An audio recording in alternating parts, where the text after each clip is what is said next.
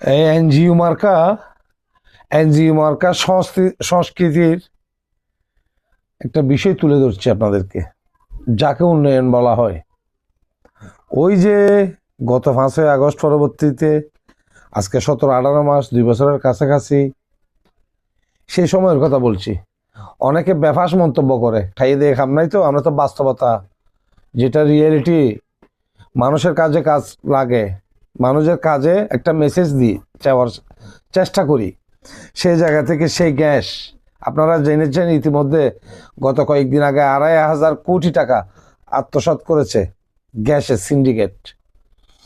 এখন ঢাকা শহর, যেগুলো বিভাগীয় নগর শহর আছে, সেই শহর দেখবেন লাকড়ি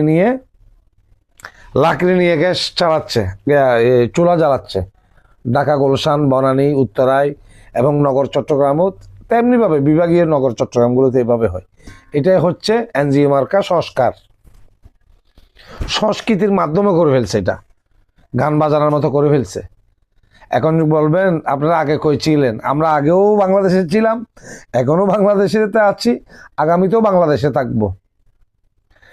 এই সরকার পাবলিকের উন্নয়ন চাইবে না, ড্যাম শিওর বলছি।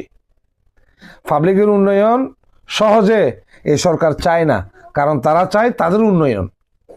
বুড়ি বুড়ি টাকা আত্মসাৎ করবে, বিভিন্ন নিত্য পণ্য যেগুলো আমাদের দৈনন্দিন জীবনে লাগে, সবগুলোর যে দাম, উচ্চ মূল্য চওড়া হয়ে দাঁড়িয়েছে, সেটা মানুষের জনজীবনে এমন প্রভাব ফেলছে, তারা নাকি আবার নির্বাচনের মাধ্যমে দেশের স্থিতিশীল আনবে। স্থিতিশীল দেখতে পাচ্ছি তো, ওই যে এনজিও মার্কা, ওই এনজিও মার্কা এর উন্নয়ন। এই গ্যাস আমার এলাকায় 2,500 থেকে 250 টাকা। আপনার এলাকার বিষয়টা আপনি বলবেন। একদম রাজধানী থেকে শুরু করে বিভিন্ন বাংলাদেশের ছোট জেলায় যেখান থেকে গ্যাসের রেটটা এখন কত চলে, দামাদামি করে কমেন্ট বক্সে এসে একটু কমেন্ট করে যাবেন। সাথে এই যে বাংলাদেশের জনগণ ফাপ করেছে আমরা, সে ফাপের অংশীদারিত্ব যারা আমাদেরকে সহযোগিতার জায়গায় বুড়ি বুড়ি কোটি কোটি টাকা আত্মসাৎ করে নিয়ে যাচ্ছে, তাদের চেহারা সুরত ওই যে ইনুসের আমল, ইনুস মার্কা, এইটাই বাস্তব জীবন।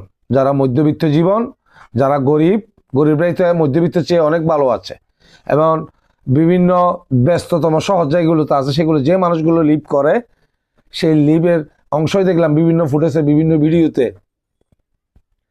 গুলশানের মতো জায়গায় লাকড়ি জ্বালাচ্ছে চুলা দিয়ে, আর সেই গ্যাস নামের টাকা আত্মসাৎ করে যাচ্ছে। এই বাংলাদেশের জনগণ, যারা চাষারি থেকে চাষাভুষো যারা আছেন, যারা বাঙালি, বাংলাদেশকে হৃদয়ে ধারণ করেন, তাদের প্রতি একটাই মেসেজ, আর কতদিন এইভাবে? কোন মানুষ কষ্ট নেই, কোন জায়গায় কষ্ট নেই? আবার এনজিওতে যারা চাকরি করে, তাদের একটা, যারা এই সরকারের আমলে সুফল পেয়েছে, লালা ফেলেছে, যারা অবিকল মানুষের মতো, কিন্তু মানুষ নয়, মানুষের ফটোকপি, তাদের গা জ্বলবে, তাদের হিংসা নিতে হবে। তারা বলবে তুমি আওয়ামী লীগ করো, আওয়ামী লীগের লোক বলবে তুমি বিএনপি করো, বিএনপির লোক বলবে তুমি জামাত করো। এভাবে ট্যাগ বসিয়ে দিবে।